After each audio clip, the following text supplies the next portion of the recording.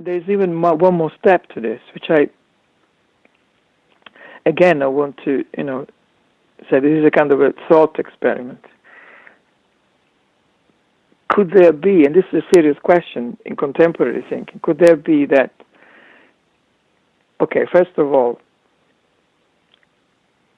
the division between human and animal is not so clear-cut.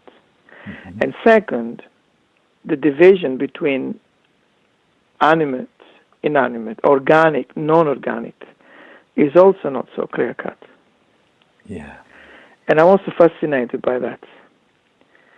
And so if we go back to the common field inhabited by client and therapist, well, it's everything we can possibly perceive in that moment that comes into play. And that goes well beyond the inner life of the client. And then to link it to your question, the emergent phenomenon, I think that comes into this, because if I am trying just to fix, mend a self that is already defined, that's one thing, and sometimes maybe useful. When some clients come with terrible distress, difficult situation, I really wish that I could be able to fix it, to be honest. Mm-hmm.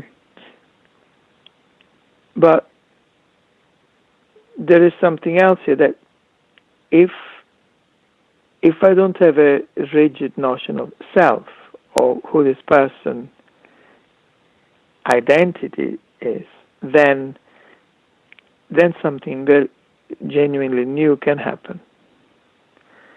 And that's what the emergent phenomenon would be. Yeah. So to be with our client and not fix them, and not join them in their fixed view of themselves. Yes. Yeah. And also, I don't know if this is helpful. Okay, if I have a clear sense of who I am, and I have a particular image of what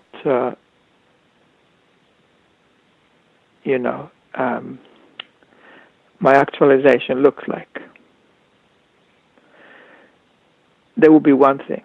It will be already a byproduct of this little self who imagines things. So it would be me with hair, in my case, I don't know, or with a better car, or I don't know, with a greater understanding, wisdom, I don't know. I could do with some hair too, so I will join you in that. We can always try Andy Warhol's wig. Yeah. But if I have no idea, if I'm open to the emergent phenomenon, then I'm bound to be surprised. Like an old Sicilian friend of mine used to say, when we said goodbye, and I never seen him actually after that because we took different routes. He said, we plan for the best to happen, and then things always go even better. Don't know if it's a good example. What I'm saying is, if I already have a notion from within my little self of what actualization or what my well-being will look like, that's smaller than a genuinely new thing that can happen. Yeah. And that would be closer to this notion of emergent phenomenon, because it's not tied in with the narrow view of who I am